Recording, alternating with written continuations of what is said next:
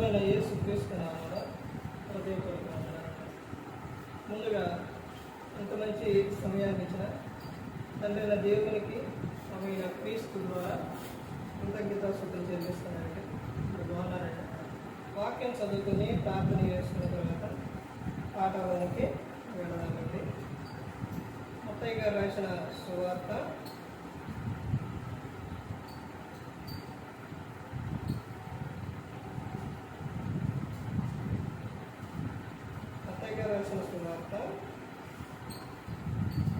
10వ అధ్యాయం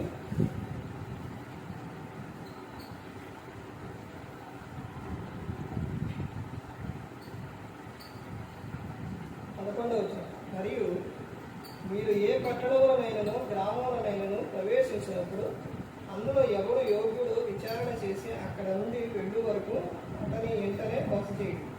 ఆ ఇంటిలో ప్రవేశిస్తూ ఇంటి వారికి సొమ్మని చెప్పుడు. ఆ ఇల్లు యోగ్యమైనదైతే మీ సమాధానం దాని మీదకి వచ్చును, అది అయోగ్యమైనదైతే మీ సమాధానం మీకు తిరిగి వచ్చును. ఎవరైనా మిమ్మల్ని చేర్చుకొనక మీ మాటలు వినకుండిన ఎడల మీరు ఆ ఇంటినైనను ఆ పట్టణంలో విడిచిపోయినప్పుడు మీ పాదతోటి తుప్పివేయండి. విమర్శ దినమందు ఆ పట్టణపు గతి కంటే సులభమైన ప్రదేశముల గతి ఓర్వదగినదై ఉండునని నిశ్చయముగా మీతో చెప్పుచున్నాను. ప్రార్థన చేసి పరలోకమందున్న మా తండ్రి, పరిశుద్ధ ప్రేమ గల తండ్రి, గొప్ప తండ్రి, యెహోవా తండ్రి, మీ ప్రియకుమారుడు యేసుక్రీస్తు ప్రభువు ద్వారా కృతజ్ఞతాస్తుతులు చెల్లిస్తున్నాం ఆయన. ఆరాధన క్రమంతతో మీరు నడిపించండి ఆయన. వాక్యం బోధించుండగా విలువారు తండ్రి మనుషులదేంటిని వాక్యానుసారంగా నడిచే భాగ్యం దయచేయండి. వాక్యం బోధించుండగా ఈ లోక సంబంధమైన జ్ఞానంతో కాకుండా మీ జ్ఞానంతో మాట్లాడే భాగ్యం దయచేస్తారని మా ప్రభువైన యేసుక్రీస్తు నామములో వేడుకుంటున్నాం తండ్రి. ఆమేన్. ప్రభువైన యేసుక్రీస్తు నామములో హృదయపూర్వక వందనాలండి. దేవుని కుమారుడు యేసుక్రీస్తు ప్రభువు ఈ లోకానికి వచ్చిన తర్వాత పరలోక రాజ్యం సమీపిస్తుంది కనుక మారు మనసు పొందమని ప్రకటింప మొదలుపెట్టారు. అంశం పాఠం పేరు ఏంటంటే యేసుక్రీస్తు ప్రభువు శిష్యులను సువార్తకు పంపిస్తూ చెప్పిన విషయాలు. సువార్త బోధించడానికి శిష్యులను పంపుతూ వారికి చెప్పిన విషయాలు. సువార్తనే మీరు వెళ్ళి సర్వలోకానికి సర్వ సృష్టిని సువార్తను ప్రకటించుడి అని చెప్పారు. తర్వాత శిష్యులను పంపుతూ వారికి కొన్ని జాగ్రత్తలు చెప్పారు యేసుక్రీస్తు. ఆ జాగ్రత్తలతో పాటు ఆయన చెప్పిన విషయాలు ఏమిటంటే చాలా జాగ్రత్తలు చెప్పారు. ముందు జాగ్రత్తలు చెప్పే ముందు ఇదిగో మీరు వెళ్ళుచు పరలోక రాజ్యం సమీపించి ఉన్నదని ప్రకటించుడి. తర్వాత రోగులను స్వస్థపరచుడి, చనిపోయిన వారిని లేపుడి, కుష్ఠరోగులను శుద్ధినిగా చేయుడి, దెయ్యమును వెళ్ళగొట్టి ఉచితంగా పొందితిరి ఉచితంగా ఇయుడి. ఇవన్నీ యేసుక్రీస్తు ప్రభువు చెప్తూ తర్వాత ఆయన చెప్పిన విషయం ఏంటంటే పనివాడు తన ఆహారములకు పాత్రుడు కాడా అంటే పని చేసేవాడు తన ఆహారానికి ఏంటంట పాత్రుడు. అలాగే ఇంకా ఏమని చెప్తున్నారు, మరియు మీరు ఏ పట్టణంలోనైనా గ్రామంలో ప్రవేశించినప్పుడు అందులో ఎవడు యోగ్యుడో విచారణ చేసి అక్కడ నుండి వెళ్ళు వరకు ఆ ఇంటినే బస చేయుడు. మీరు ఎక్కడికైతే వెళుతున్నారో ఆ ఇంటే మీరేం చేయాలంట, బస చేయుడి. వారు పెట్టిని మీరు తినుడి అనని యేసుక్రీస్తు ప్రభువు చెబుతున్నారు. ఆ తర్వాత ఆయన ఏమని చెప్తున్నారంటే ఆ ఇంటిలో ప్రవేశించు ఇంటి వారికి సొమ్మని చెప్పుడి. చెప్పి ఆ ఇల్లు యోగ్యమైనదైతే మీ సమాధానం దాని మీదకి వచ్చును, అది అయోగ్యమైనదైతే మీ సమాధానం మీకు తిరిగి వచ్చును. ఎవడైనా మిమ్మును చేర్చుకొనక మీ మాటలు వినకుండిన ఎడల, మిమ్మును చేర్చుకోకుండా మీ మాటలు వినకుండిన ఎడల ఏమని చెప్తున్నారు అంటే యేసుక్రీస్తు ప్రభువుకి ముందే తెలుసు. ఏమని, ఒక సేవకుడు ఒక చాటుకి వెళ్ళారంటే సేవకుడు చెప్పింది సామాన్యంగా వినరు. సేవకుడు చెప్పింది వినరు. అందుకని ముందే చెప్పారు యేసుక్రీస్తు ప్రభువు ఏమని, ఇదిగో మీరు వెళ్ళినప్పుడు మీరు చెప్పింది వాళ్ళు కన్నా వినకపోతే ఏం చేయమన్నారో అక్కడే చెప్తున్నారు. ఏమని, మీరు ఆ ఇంటినైనను ఆ పట్టణంలో విడిచిపోయినప్పుడు మీ పాదధూళి దురికివేయండి. విమర్శించిన ముందు ఆ పట్టణపు గతి కంటే సుధమ కుమార ప్రదేశముల గతి వారవదగినది ఉండునని నిశ్చయముగా మీతో చెప్పుతున్నాను.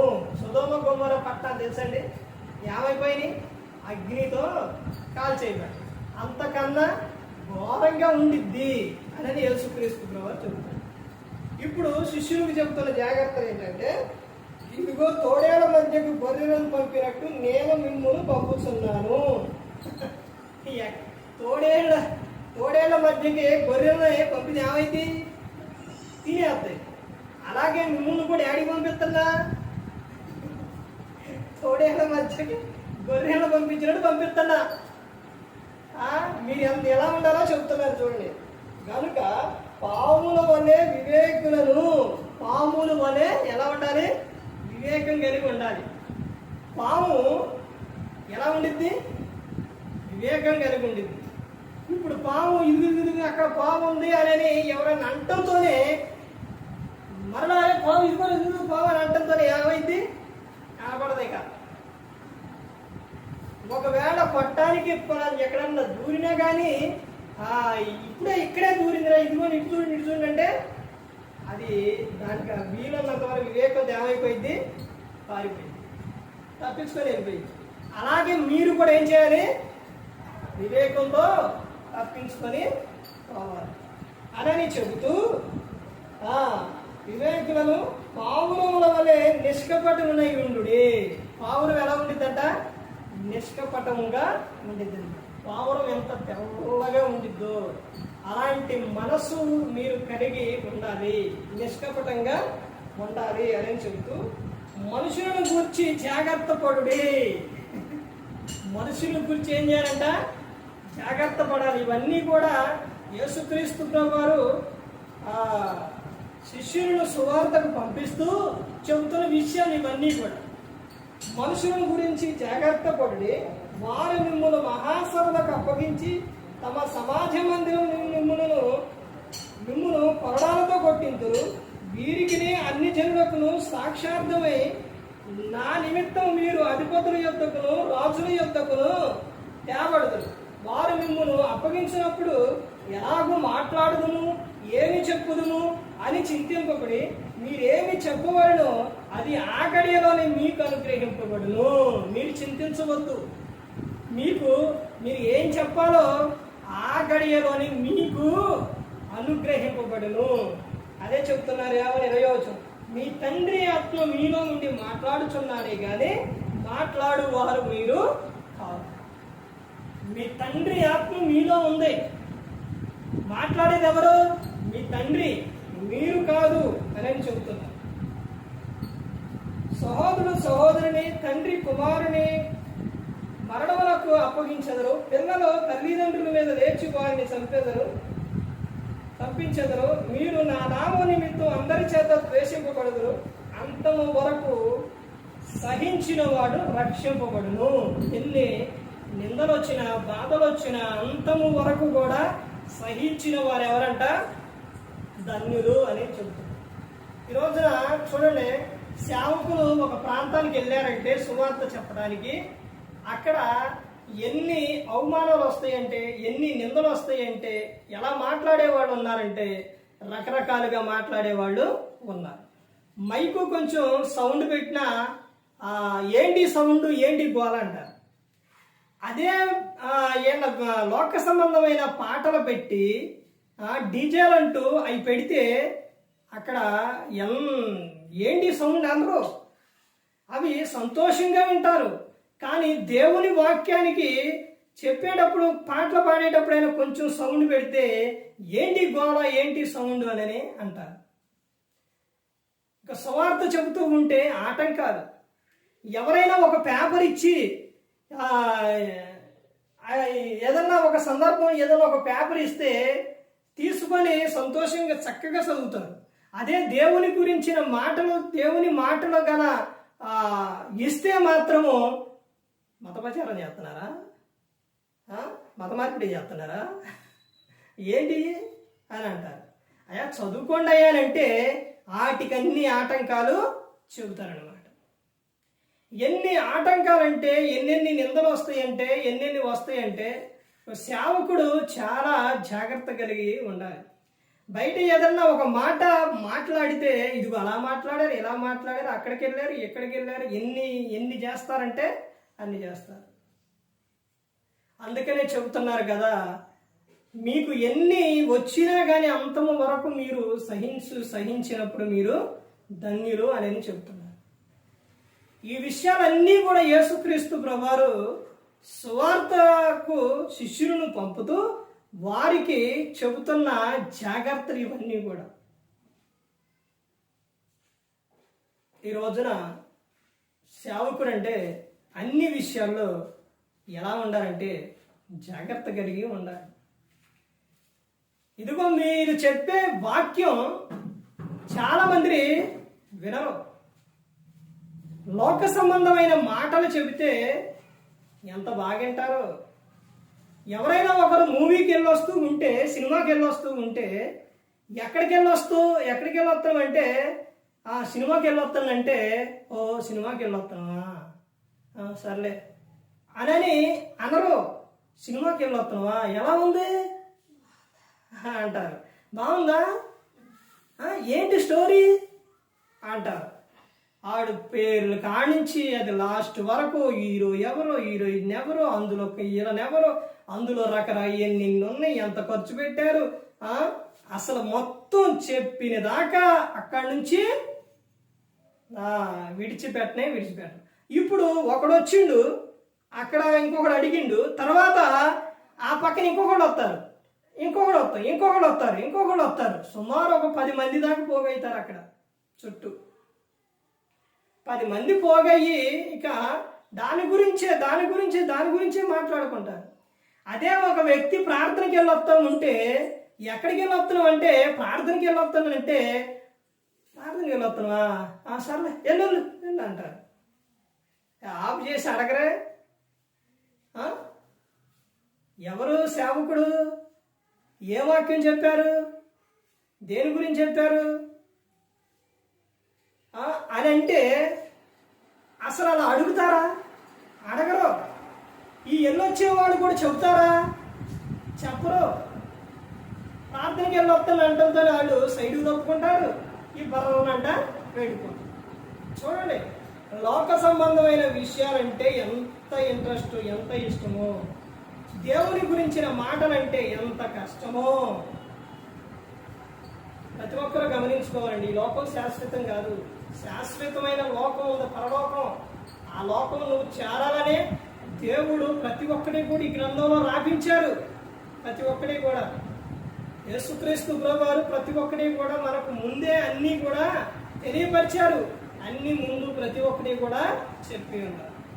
లోక విషయాల్లో, లోక మాటల్లో ఏముందండి? దేవుని మాటల్లో జీవం ఉంది. ఈ వాక్యము నన్ను బ్రతికిస్తుంది, నాకు వెలుగునిస్తుంది, నాకు నెమ్మదిస్తుంది అని గ్రంథంలో ఉంది. వాక్యము కాపాడుతుంది, రక్షింపబడుతుంది, నిన్ను రక్షిస్తుంది. అందుకనే ప్రతి ఒక్కరు గమనించుకోవాలి. శిష్యులకు చెబుతూ, ఇదిగో మీరు సువార్తకు వెళుతున్నారు, మీరు ఎలాంటి జాగ్రత్తలు కలిగి ఉండాలో ఆ జాగ్రత్తలన్నీ కూడా చెప్పి ఉన్నారు. ఒక సేవకుడు ఒక ప్రాంతానికి వెళ్ళి వాక్యం చెబుతూ ఉంటే ఎన్ని ఆటంకాలు పరుస్తారో, ఎన్ని ప్రశ్నలు వేస్తారో. ఒక ఇంటికి సువార్తకు వెళితే ఎంతగా చూస్తారనంటే అక్కడ ఎక్కడి నుంచి చెప్తుందో, ఎవరో, ఏంటి, ఎన్ని విషయాలనంటే తర్వాత రకరకాలుగా. అందుకనే చెప్తున్నారు, పోనీ అక్కడికి వెళ్ళి సువార్త చెబుతామంటే ఇంటికి వెళ్ళినప్పుడు వాళ్ళు వింటారా అంటే ఇదే మనసు ఉండదు. ఎవరన్నా వచ్చి రోడ్డు మీద ఎవరన్నా వచ్చి ఏదైనా లోక సంబంధమైన ఒక విషయం చెబితే చక్కగా వింటారు, దేవుని మాట మాత్రం వినరు. అందుకనే చెప్తున్నారు కదా, అక్కడ గన మీరు వెళ్ళినప్పుడు గన మీ మాటలు వినకపోతే, ఆ పట్టణం వాళ్ళు గన వినకపోతే మీ పాదధూళి అక్కడ దులిపోయింది. నేను ఎప్పుడు చూసుకుంటాను? విమర్శ దినమున చూసుకుంటాను అని చెప్తాను. సేవకుడు దేవుని మాట చెప్పడానికి వచ్చినప్పుడు ఆ సేవకుడి మాట వినేవారిగా ఉండాలి. అపోలో ప్రిస్కిల్లా పౌలు గారికి ఎంతో సహకారంగా ఉన్నారు. తర్వాత షునేమీరాలు మన ఇంటికి వస్తూ పోతున్నవాయన దైవజనుడని గుర్తించి భర్తకు చెప్పిన ప్రతి ఒక్క విషయంలో కూడా వీళ్ళు క్రీస్తు వారు అని గిన్నెడ చన్నీళ్లు ఇస్తే మీకు వచ్చే ఫలం పోదు అని చెబుతుంది గ్రంథం. మీకు ప్రతిఫలం వస్తుంది అని చెబుతున్నారు. మామగారి దగ్గరకు ఒక సేవకుడు వచ్చేవారు. అప్పుడు ఆయన వచ్చినప్పుడు ఆయన వచ్చి కూర్చొని మాట్లాడి తర్వాత అక్కడ ప్రార్థన చేసి వెళ్ళేవాడు. అవి చూసేనా, ఒక సేవకుడు ఒక గృహానికి రావటం వలన అది ఆ రోజున అక్కడ సేవకుడు వస్తే ఎవరు ఉండేవాడు కాదు. ఆ ఇంటి వాళ్ళు ఉండేవాళ్ళ ఎవరో కాదు, మా ఇంటి కాడే ఆ ఇంటి వాళ్ళు ఉండేవాడు కాదు. కానీ మా మామగారి దగ్గరకు వచ్చి మాత్రము ఎవరు లేకపోయినా మాట్లాడి వజ్రమ్మ గారు బాగున్నారని ప్రత్యక్షంగా వచ్చి మాట్లాడి ప్రార్థన చేసి వెళ్ళేవాడు. ఈ రోజున చూడండి ఎంత దీవెన ఆశీర్వాదకరంగా. ఎన్ని సంవత్సరాలు అవుతుందండి? చాలా సంవత్సరాలు అవుతుంది. కానీ ఆ ఆశీర్వాదం అనేది దీవెన పోయిందా? కాదు. సేవకుడు ఒక ప్రాంతానికి వచ్చాడనంటే, ఒక గృహానికి వచ్చాడనంటే అది దీవెన ఆశీర్వాదం. ఇంకొక విషయం ఏంటనంటే, ఒక సేవకుడు ఒక ఇంట్లోకి వెళ్ళి అక్కడ ఒక కాలు ఇలా మోపి అలా కన్నీటితో ప్రార్థన చేశాడండి. ఆ ప్రార్థనే ఆ ఇంటి పెద్ద కొడుకుని మార్చింది, తర్వాత కుటుంబాన్ని మార్చింది. ఆ కుటుంబం అంతా కూడా ఇప్పుడు ఆ పెద్ద కుమారుడే సేవకుడు. అలా ప్రతి ఒక్కరూ గమనించుకోవాలి. ఇవన్నీ కూడా ఏంటి అని అంటే దేవుని మాటలో గ్రంథంలోనే ఉన్నాయండి. ప్రతి ఒక్కటి కూడా అది ప్రతి ఒక్కరూ కూడా గమనించుకొని, ప్రతి ఒక్కరూ కూడా తెలుసుకొని దేవుని యందు భయభక్తులు కలిగి ఉండాలండి. యేసుక్రీస్తు ప్రభువు ఈ లోకానికి వచ్చి మనందరి కోసం సిలువలో తన ప్రాణాన్ని పెట్టి ఉన్నారు. ఎందుకని? మనల్ని ప్రేమించారు కాబట్టి. ఆయన మాట ప్రకారంగా ఆయన అడుగు చాటల్లో మనం నడిచేవారిగా ఉంటాం. నువ్వు నిత్యం పాట పాడుతూ ఉంటే నీ కుటుంబంలో ఆనందం ఉంటుంది. నువ్వు ప్రార్థన చేస్తే నీ పిల్లలు చేస్తారు. నువ్వు వాక్యం చదువుతుంటే వాళ్ళు ఏంటని అడుగుతారు. ఇంటిలో ఉన్న వారికి సువార్తను చెప్పుకునే వారిగా ఉండాలి. క్రీస్తుని గురించి చెప్పుకునే వారిగా ప్రతి ఒక్కరు కూడా ఉండాలి. ప్రతి ఒక్కరు గమనించుకోవాలి. ఏ ఒక్కరు కూడా నశించి నరకానికి వెళ్ళిపోకూడదని యేసుక్రీస్తు ప్రభువు ఈ లోకానికి వచ్చి మనందరి కోసం సిలువలో తన ప్రాణాన్ని పెట్టి ఉన్నారు. మరి ఈ విధంగా నిలబెట్టి మాట్లాడించిన తండ్రి దేవునికి కృతజ్ఞతాస్తుతులు చెల్లిస్తూ ఇంతవరకు శ్రద్ధగా ఉన్న మీకు ప్రభు పేరున హృదయపూర్వకంగా చెల్లిస్తే ఈ మాటలు ముగిస్తున్న అందరికీ వందనాలు.